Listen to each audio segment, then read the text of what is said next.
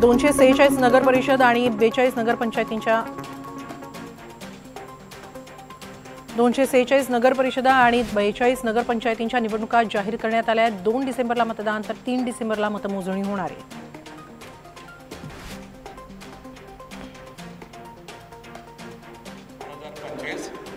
मतमोजणीचा दिवस 3 डिसेंबर 2025। शासन राजपत्रात निकाल प्रसिद्ध करण्याचा दिवस 10 नोव्हेंबर 2025। सॉरी 10 डिसेंबर 2025। तर या अनुषंगाने नगरपरिषद नगरपंचायतीच्या निवडणुका या स्वच्छ, पारदर्शक, निर्भय आणि कायदा व नियमाच्या चौकटीत करण्याची संपूर्ण दक्षता राज्य निवडणूक आयोगाने घेतली।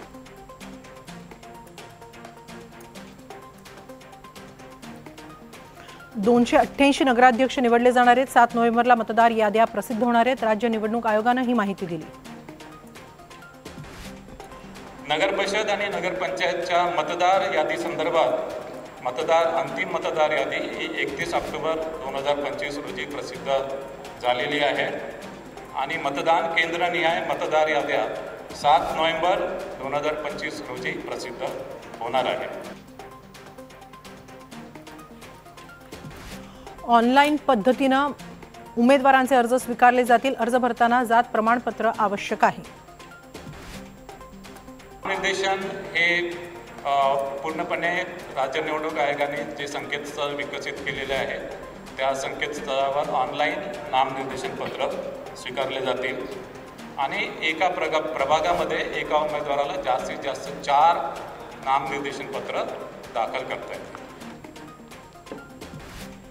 ईव्हीएमद्वारे निवडणुका होणार, अर्ज केल्याची पावती द्यावी लागणार। निवडणूक आयोगाने ही माहिती दिली आहे। या निवडणुकीसाठी पुरेशी इलेक्ट्रॉनिक वोटिंग मशीनची व्यवस्था करण्यात आलेली आहे।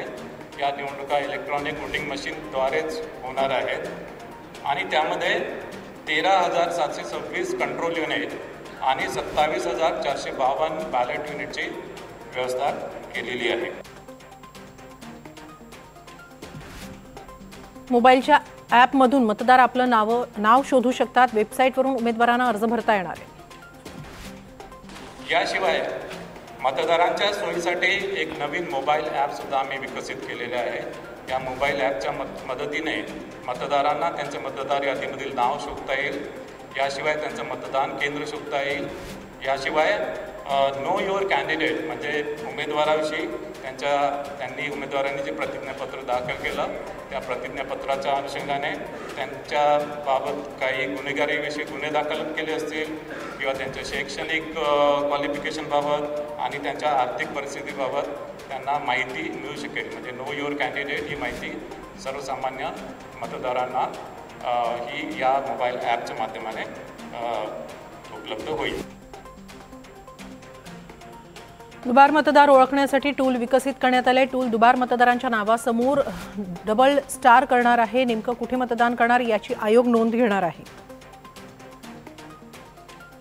मतदार यादीच्या बाबतीत जे संभाव्य दुबार नावाबाबत राज्य निवडणूक आयोगाने पूर्ण दक्षता घेतलेली आहे। राज्य निवडणूक आयोगाने त्यांच्या सिस्टीमवर टूल विकसित केलेले आहे आणि या टूलच्या माध्यमाने प्रत्येक नगरपरिषद नगरपंचायतीमधील प्रभागामध्ये संभाव्य दुबार मतदार हे डबल स्टार असे चिन्ह त्याच्या पुढे आलेले आहे। जिथे जिथे अशा प्रकारचे डबल स्टार आलेले आहेत तिथे संबंधित अधिकारी संबंधित मतदारांना कॉन्टॅक्ट करून तो कुठल्या प्रभागामध्ये आणि कुठल्या मतदान केंद्रामध्ये तो मतदान करेल याची माहिती घेईल। त्यासोबतच त्याचं नाव, त्याचं लिंग, त्याचा फोटोग्राफ आणि त्याचा पत्ता या सर्व बाबीसुद्धा तपासेल।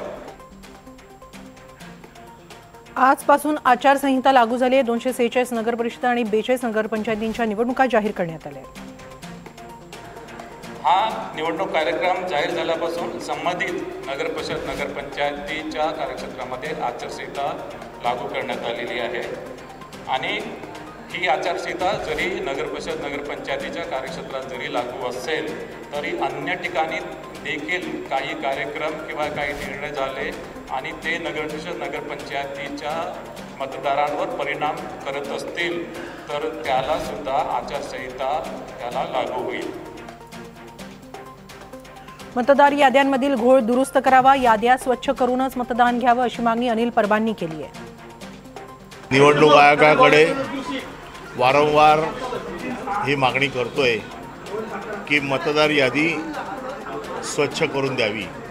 स्वच्छ करून द्यावी म्हणजे काय की ज्या मतदार यादीमध्ये घोळ आहे, ज्या मतदार यादीमध्ये दुबार मतं आहेत, ज्या मतदार यादीमध्ये ज्यांची नावं चुकीची लिहिलेली आहेत, ज्या मतदार यादीमध्ये पत्ते चुकीचे आहेत किंवा हे जे घोळ आहेत, म्हणजे आपण बघताय की वडिलांचं नाव वेगळं आहे, मुलाचं नाव वेगळं आहे. वारंवार तक्रार करूनही आयोग मागण्यांकडे दुर्लक्ष करत आहे. निवडणूक आयोग कार्यक्रम रेटण्याचं काम करत आहे असा आरोप अनिल परब यांनी केला आहे. कशा पद्धतीने तुम्ही त्यांना मतदानापासून रोखणार या बाबतीतली कुठली कल्पना न देता मला असं वाटतं की निवडणूक आयोग कार्यक्रम रेटण्याचा प्रयत्न करत आहे आणि निवडणूक आयोगाचे मालक आहेत जे भारतीय जनता पक्ष, हे त्यांच्या अजेंडा ठरल्याप्रमाणे राबवतील. फक्त लोकांच्या डोळ्याला पाणी लावण्याचं काम करत आहेत की आम्ही अशी कारवाई करू, तशी कारवाई करू. दुबार मतदारांना स्टार करणार म्हणजे नेमकं काय करणार, ही माणसं नेमकी कशी सापडतील हे कोणालाच माहीत नाही अशी टीका अनिल परबांनी केली आहे. परंतु ज्या अर्थी हे दुबारवरती स्टार करणार म्हणजे काय करणार, त्या माणसाला विचारणार. आता जी माणसं दुबार तिबार यांना सापडतील कशी, याची प्रोसेस काय हे कोणालाही माहीत नाही. माझं नाव वांद्रे पूर्व मतदारसंघात आहे आणि माझं नाव पालघरमध्ये आहे किंवा अंधेरीत आहे. कळणार कसं, कुठला ॲप तुम्ही वापरणार.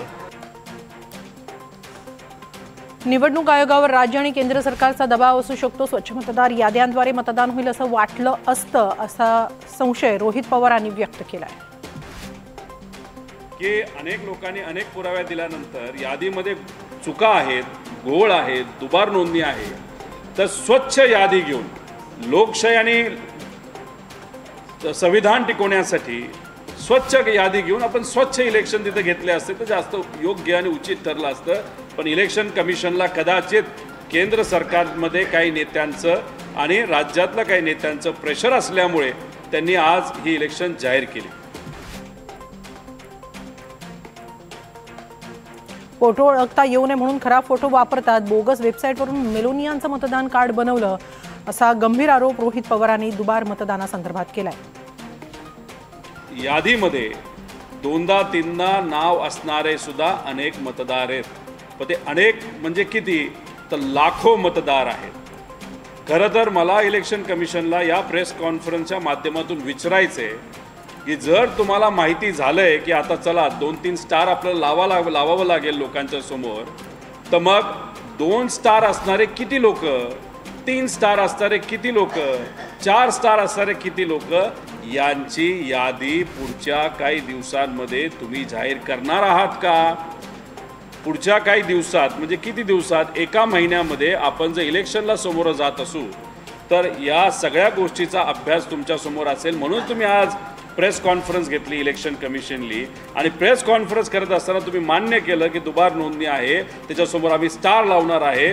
तर माझं आव्हान आहे इलेक्शन कमिशनला, पुढच्या 2-3 दिवसामध्ये किती स्टारवाले किती लोक आहेत एवढी तरी यादी तिथं जाहीर तुम्ही करा.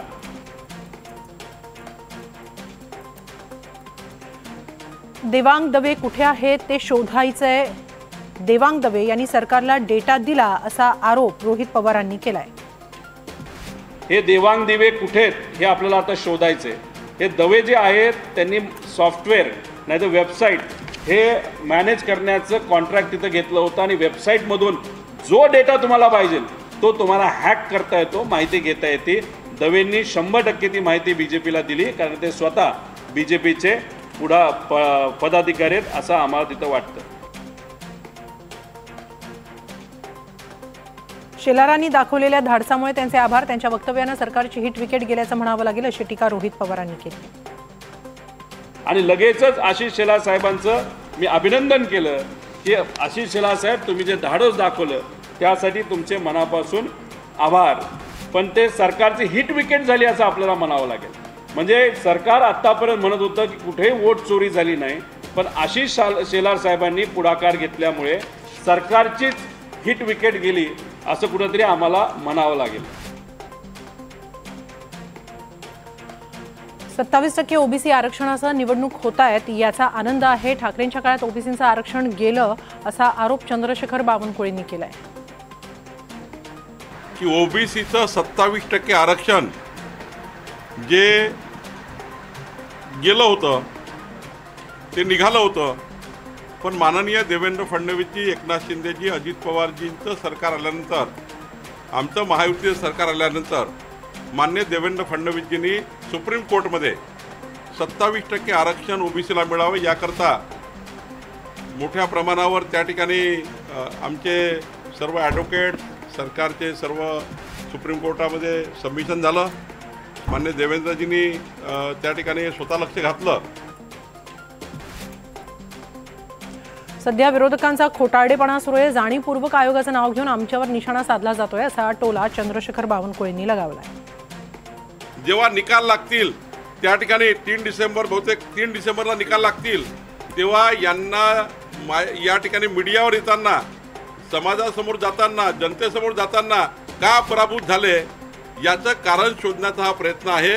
आतापासूनच पराभव झाल्यानंतर मीडियाशी काय बोलावं, कार्यकर्त्यांना कसं सांभाळावं, आपला पक्ष कसा सांभाळावा या चिंतेमध्ये विरोधक असा खोटा नरेटिव्ह महाराष्ट्रात तयार करत आहे. रोहित पवार जिंकले आणि आताच्या यादीत फरक काय? रोहित पवारांनी फरक सांगावा, 1000 रुपये घ्यावेत असं चॅलेंजच चंद्रशेखर बावनकुळे यांनी रोहित पवारांना दिलंय. रोहित पवारांना या ठिकाणी एवढंच सांगत आहे, ते ज्या मतदार यादीवर निवडून आले ती मतदार यादी आणि नगरपालिकेची मतदार यादी त्यात फरक दाखवा आणि 1000 रुपये मिळवा.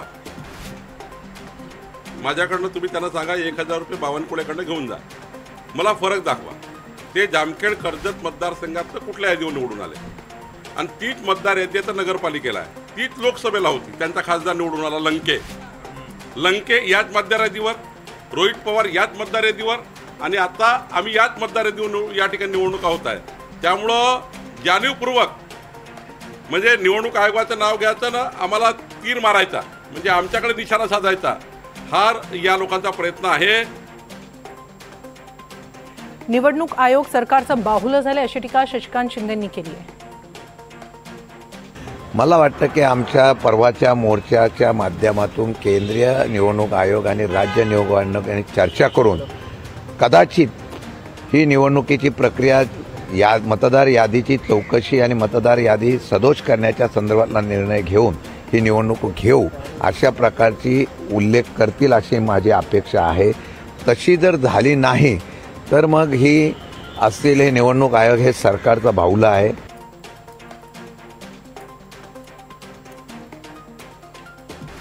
कोणी काय मागणी करावी, कोणी कोर्टात जावं याचा प्रत्येकाला हक्क आहे, पण आता पराभव दिसत असल्यानं विरोधक घाबरलेत अशी टीका गोपीचंद पडळकर यांनी केली आहे.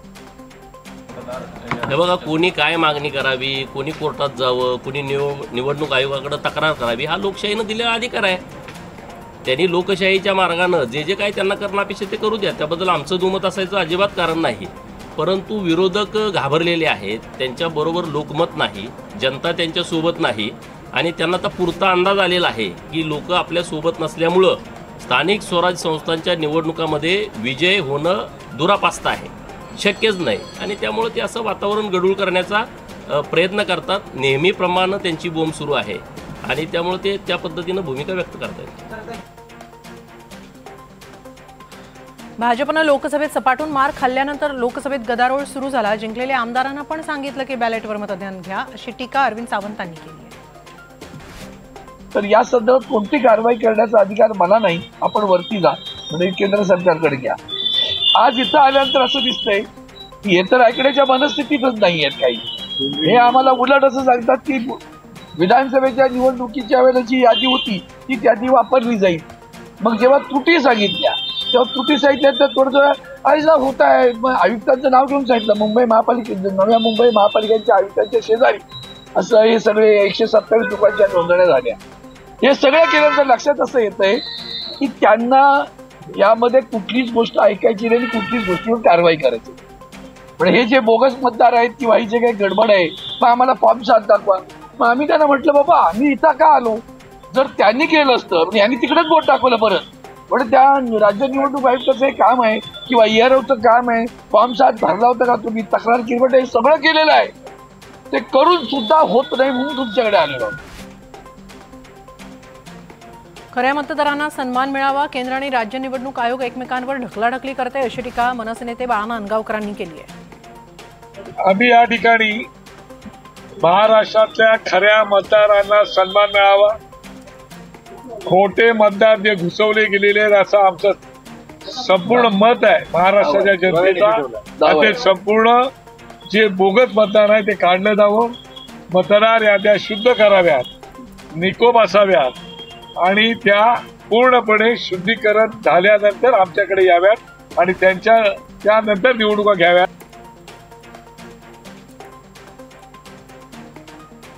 स्थानिक स्वराज्य संस्था निवडणुकीत व्हीव्हीपॅट विना होणार आहेत, निवडणूक आयोग फसवण्याचं काम करते अशी टीकाही नांदगावकरांनी केली आहे. त्याच्या सुधारणा व्हावी, निवडणुका घ्यायला आम्ही तयार आहोत, आमची तयारी आहे. पण त्या याद्या शुद्ध करून निवडणुका घ्या एवढीच आमची मागणी होती साधी. पण आणि ती मागणी होती शिवाय SSR करावा. ती दुसरी मागणी आहे व्हीव्हीपॅट या कंपल्सरी असल्याच पाहिजेत अशी आमची मागणी होती. पण त्याच्या बाबतीमध्ये त्यांनी कुठलेही सकारात्मक दृष्टिकोन ठेवला नाही.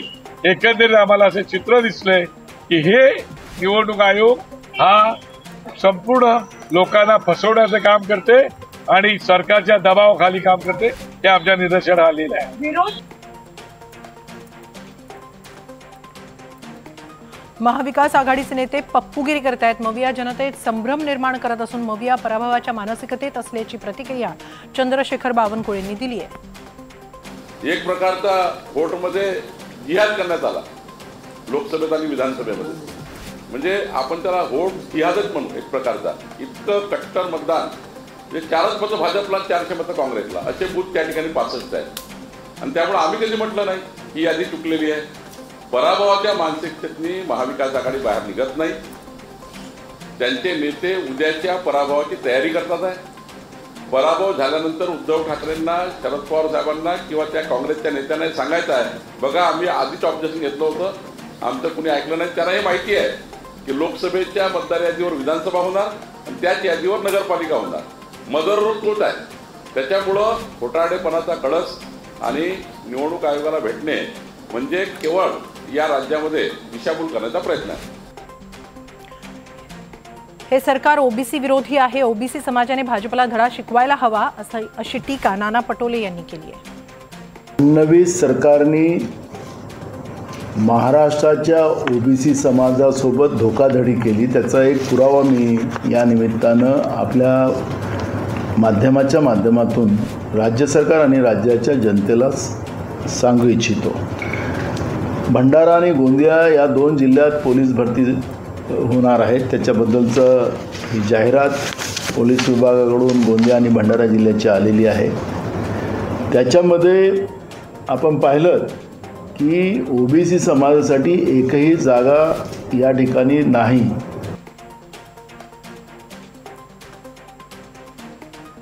जेव्हा तुमची सत्ता होती तेव्हा आम्ही मतचोरी झाल्याचा आरोप केला नाही, एवढंच आहे तर निवडणूक आयोगाकडे तक्रार करावी असा हल्लाबोल आठवलेंनी मवियावर चढवलाय. प्रतिक्रिया हीच आहे की मत चोरी जी आहे ती मत चोरी ही आज होते असं मला नाही आहे. मत चोरी ही अनेक वर्षांपासून, त्यामुळं मत चोरी होऊ नये ही भूमिका आमची आहे. तरी सत्याचा मोर्चा जरी त्यांनी काढलेला असला तरी सुद्धा या याद्या अगोदरपासून यादी आहे. काँग्रेसचं सरकार असल्यापासून यादी आहे. आता त्यांनी माहिती काढलेली आहे. त्याला सरकारला जबाबदार अयोग्य आहे. त्याला इलेक्शन कमिशनकडे त्यांनी तक्रार करायला हरकत नाही आहे. मराठी माझी आई, उत्तर भारत मावशी आई मेली तरी चालेल पण मावशी जगली पाहिजे, प्रकाश सुर्वे यांनी हे वादग्रस्त वक्तव्य केलं।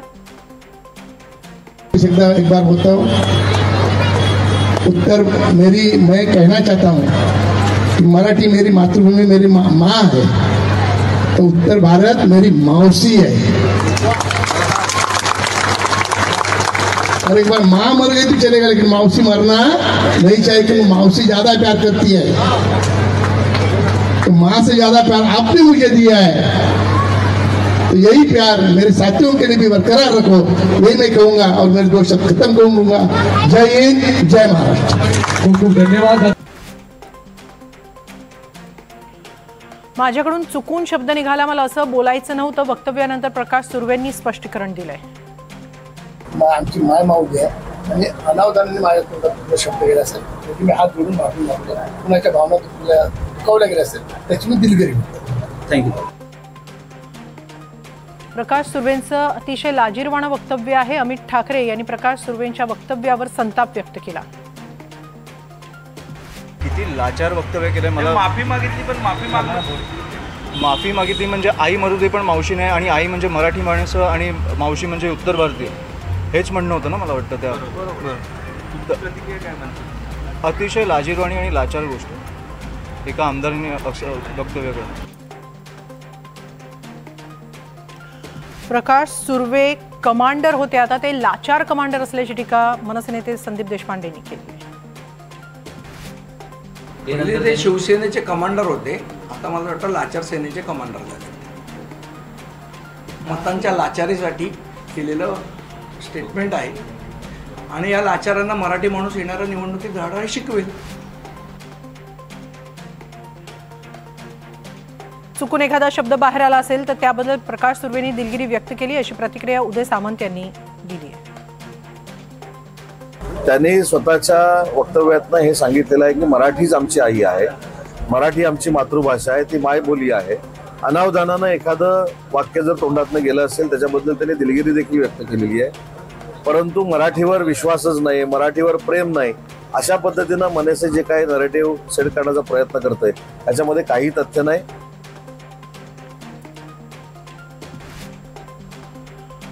गृहराज्यमंत्री योगेश कदम यांच्याकडून आमदार प्रकाश सुर्वे यांची पाठराखण करण्यात आली आहे। मराठी माझी माय आहे, यात चुकीचं काय? योगेश कदम यांनी हा सवाल उपस्थित केला आहे। मावशी जगू असं म्हणतात, कारण मावशी ही जास्त प्रेम करते। हे बघा, निवडणुकीच्या कालावधीमध्ये विरोधकांनी नेहमीच मराठी भाषेला घेऊन राजकारण केलेलं आहे। मराठी माझी माय आहे, आता याच्यामध्ये चुकीचं काय? मला वाटतं प्रकाशजी सुर्वे हे स्वतः मराठी आहेत, ते कोकणामधील आहेत, गेली अनेक वर्ष मराठीचा सन्मान राखण्याकरिता माननीय एकनाथ शिंदे साहेबांना ते साथ देत आहेत, शिवसेनेला ते साथ देत आहेत, आणि म्हणून चुकीच्या पद्धतीनं वक्तव्य फिरवणं आणि त्याचं राजकारण करणं मुंबई महानगरपालिकांच्या निवडणुकीच्या तोंडावरती एवढंच फक्त विरोधकांना सुचत असतं, आणि म्हणून मला वाटतं या विषयाला वेगळी कलाटणी द्यायची गरज नाही।